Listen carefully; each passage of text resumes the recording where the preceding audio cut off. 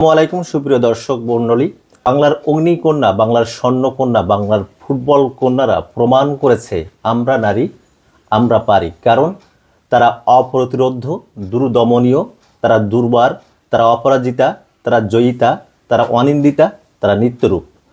2024 সালে নেপালের দশরথ রঙ্গশালা স্টেডিয়ামের সবুজ ক্যানভাসকে আপন মনের মাধুরী মিশিয়ে রংধনুর 7টি রঙে রাঙিয়েছেন। দক্ষিণ এশিয়ার শ্রেষ্ঠত্ব অর্জন করেছেন দ্বিতীয়বারের মতো। আর আমার সঙ্গে এই মুহূর্তে যুক্ত রয়েছেন সাবজয়ী ডিফেন্ডার, সাতক্ষীরার কৃতি সন্তান, সাতক্ষীরার ললনা আফিদা খন্দকার প্রান্তি। আফিদা খন্দকার প্রান্তিকে সাক্ষাৎকার পর্বে স্বাগত এবং শুভেচ্ছা জানাচ্ছি। আপনি কেমন আছেন? আলহামদুলিল্লাহ ভালো। আপনি কেমন আছেন? আলহামদুলিল্লাহ ভালো আছি। এবং সাব জয়ের পরে আসলে কেমন লাগছে?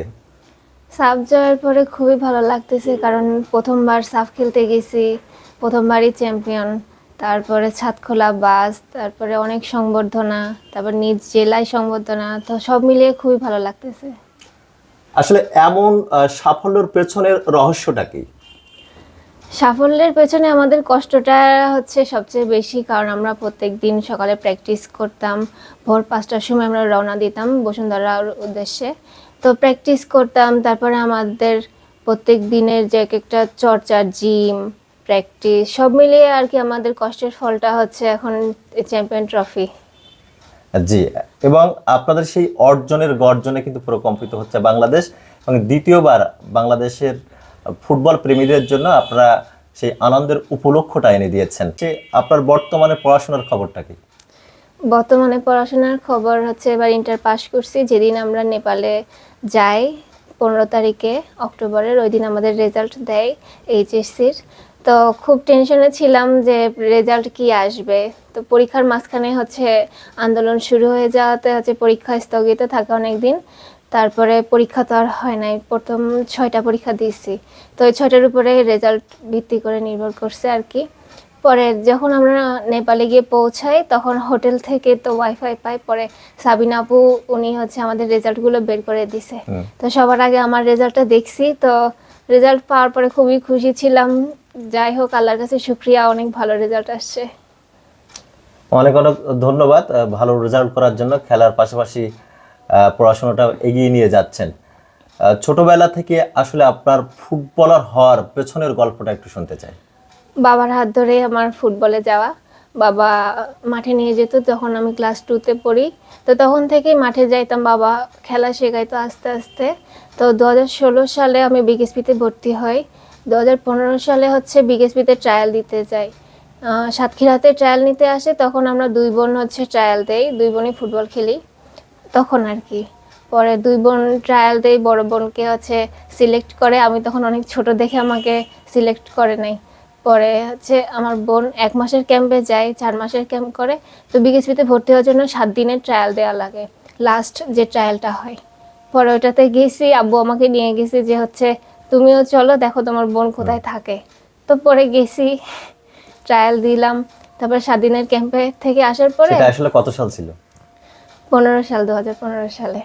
তখন হচ্ছে বাসায় এসে প্র্যাকটিস করতে যাই, হঠাৎ স্যারের ফোন আসে, আব্বুর ফোনে, যে হচ্ছে একটা সংবাদ আছে যে তোমার বড় মেয়েকে ভর্তি করতে পারি না, তোমার ছোট মেয়েকে ভর্তি করতে পারছি।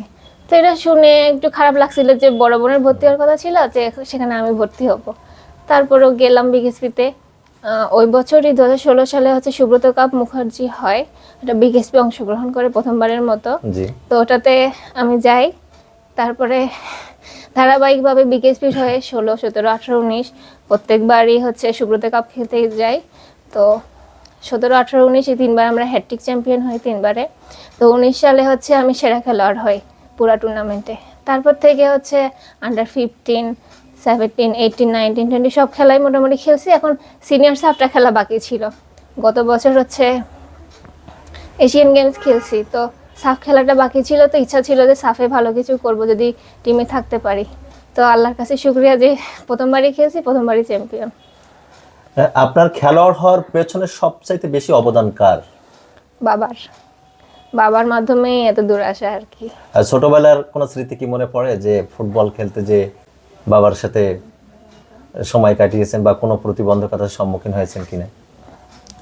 মাঠে যখন আমরা প্র্যাকটিস করতাম পিএনই স্কুলের মাঠে, তখন হচ্ছে ছেলে মেয়ে সব একসাথে প্র্যাকটিস করতাম। তো ক্রিকেটের ভাইয়ারা এসে হচ্ছে আমরা যেখানে খেলতেছি ওখানে স্ট্যাম্প পুঁতে দিত। তো জি। তখন ওগুলা নিয়ে একটু ঝামেলা হতো আর কি। পরে আমাদের এখানে যে ওসি স্যার ছিল তাকে আব্বু ফোন করে নিয়ে আসতো, তারপরে তিনি এসে আমাদের সামাল দিয়ে নিয়ে যেত।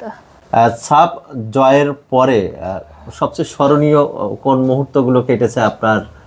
বাংলাদেশে বাফুফে ভবন বিমানবন্দর থেকে গণসংবর্ধনা, সাতখোলা বাস এবং সাতক্ষীরা জেলাতে এসে ক্যামেরার ফ্ল্যাশ, আলোর ঝলকানি, বিভিন্ন জায়গায় সংবর্ধনা, কেমন যাচ্ছে সময়টা?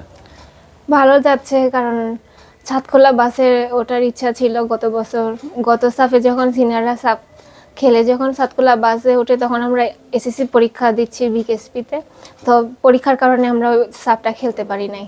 পরে আমাদের ইচ্ছা ছিল যে সাফ খেলে যদি জিততে পারি তাহলে আমাদেরও হয়তো সাতখোলা বাসে ওঠাবে। তো ফাইনাল খেলা শেষে হচ্ছে যখন আমরা জিতি তখন নমি ভাইয়া ছিল আমাদের মিডিয়া ম্যানেজার। তো উনি নাকি আগের থেকেই বলছিল যে হচ্ছে আমরা জিতবো, আমাদের জন্য সাতখোলা বাস রেডি রাখতে। উনি আগের থেকেই কনফিডেন্ট ছিল যে আমরা জিতবো। তো এটা শোনার পরে খুশি ছিলাম যে সাতখোলা বাসে আমরাও চড়বো। তো ওইটা বেশি সবচেয়ে মজার ছিল যে সাতখোলা বাসটা। হ্যাঁ, সাতখোলা বাসে 2022-এর সংবর্ধনা দেওয়া হয়েছিল, গণসংবর্ধনা, তারপরে আপনাদেরকে দ্বিতীয়বারের মতো দেওয়া হলো। আপনার প্রিয় ফুটবলার কে? আমি বাবার খেলা পছন্দ করি, কারণ ছোটবেলা থেকে বাবার সাথেই খেলে বড় হয়েছি। আর আমি নেইমারের খেলা পছন্দ করি। তাহলে আসলে আপনি যদি ফুটবলার না হতেন তাহলে কি হইতেন? ফুটবলার না হলে ছোটবেলায় বলতাম যে ডাক্তার হওয়ার ইচ্ছা ছিল, কারণ আমার পরিবারের সবাই কম বেশি ডাক্তার হওয়ার ইচ্ছা ছিল আর কি। আপনার প্রিয় রং? প্রিয় রং বেগুনি। প্রিয় খাবার? গরুর মাংস মায়ের হাতের। যেহেতু আপনি ডিফেন্ডার, আপনি বাংলাদেশের কোনো ডিফেন্ডারকে পছন্দ করেন কিনা? না, আমি হচ্ছে সার্জিও রামোসের খেলা পছন্দ করি। সার্জিও রামোস, স্পেনের খেলোয়াড়। ভবিষ্যৎ পরিকল্পনা কি রয়েছে আপনার?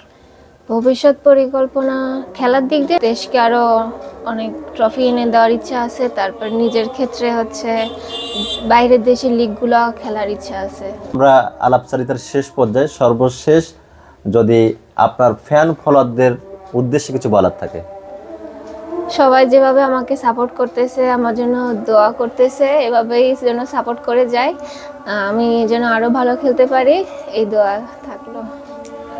সুপ্রিয় দর্শক মণ্ডলী, সাহসী বীর কন্যাদের খেলায় ছন্দ ছিল, সুর ছিল, ছিল সৌন্দর্য, এবং তারা রাঙিয়েছে জয়ের আনন্দে বাংলাদেশের লাখো লাখো ফুটবল প্রেমিক প্রেমিকাদের হৃদয়কে, এবং তারা সাফল্যের সেই মায়াঞ্জন বুলিয়ে দিয়েছে চোখে। বাঙালি ফুটবল কন্যাদের জন্য অনেক অনেক শুভকামনা। Thank you so much.